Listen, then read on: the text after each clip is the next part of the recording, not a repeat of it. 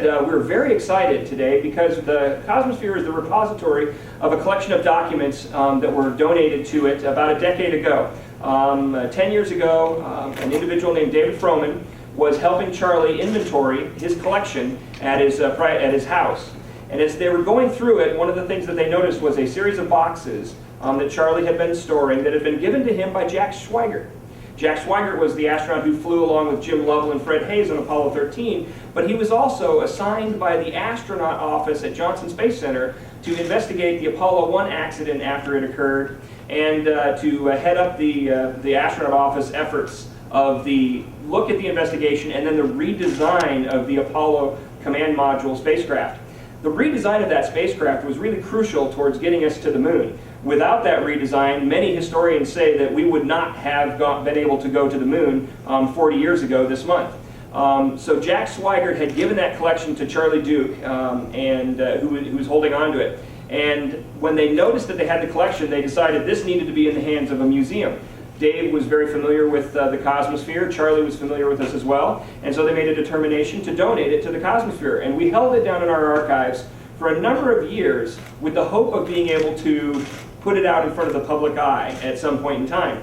Eventually, we were contacted by Forsyth Library from Fort Hays State University about putting this collection online and putting our entire paper collection online. We decided to start with this first item, the Apollo 1 archive. So I'd also like to introduce John Ross from Forsyth Library from Fort Hays State University, who will come up here and join me, and he'll talk about his efforts and how he got started on helping to put this collection online. So John, thank you for coming. And thank you, Chris. This really represents the partnership and relationship between the Cosmosphere and Fort Hays University, Forsyth Library. It's very important to us to emphasize the word friendship because we've developed a lot of really neat things along the lines of the friendships that have developed here. I'm talking about how documents have developed and how we've done things within the library. Let me speak to what libraries do. We provide access to information. And in this way, we found that we could work with the museum, provide access to something that is rare, one of a kind, historical value that is immense, and provide that access worldwide.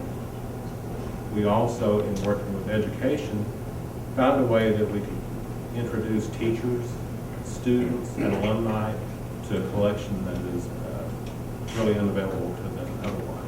Once again, though, the most amazing thing about this is because of the capability that Forsyth Library had that the Cosmosphere didn't, they've been able to take very large documents. Many of these items that are in this collection are large diagrams of systems, of electrical systems and the environmental control systems, etc. They've been able to take those large documents and been able to digitize them in a way that the observers on the internet can actually get in, zoom into specific areas to see the detail of those documents, or look at the entire thing on a web page. So that is a capability that they had that we did not. So the marriage between the two of us is really wonderful to be able to now bring these documents out there for people to view. It starts off and it says Tom and Gene, that would be two of the astronauts, the Apollo 10 commander, so, and then Gene Cernan, Gordo and Ed, Gordo being Gordon Cooper, so Ed Mitchell, Neil and Buzz, two names should sound vaguely familiar here with the 40th anniversary of Apollo 11's landing coming up, and then Jim and Fredo, so Fred Haise and Jim Lovell. Here's a proposed organization of the lunar module malfunction procedures to bring them into continuity with those of the command service module. The present procedures, whatever the organization, need updating, particularly in the area of RCS, that's reentry control system, dynamic problems, and associated troubleshooting. Would appreciate your comments ASAP, Jack. So, but it's the documents like this that are the behind-the-scenes looks into how did the investigation and how did the redesign progress.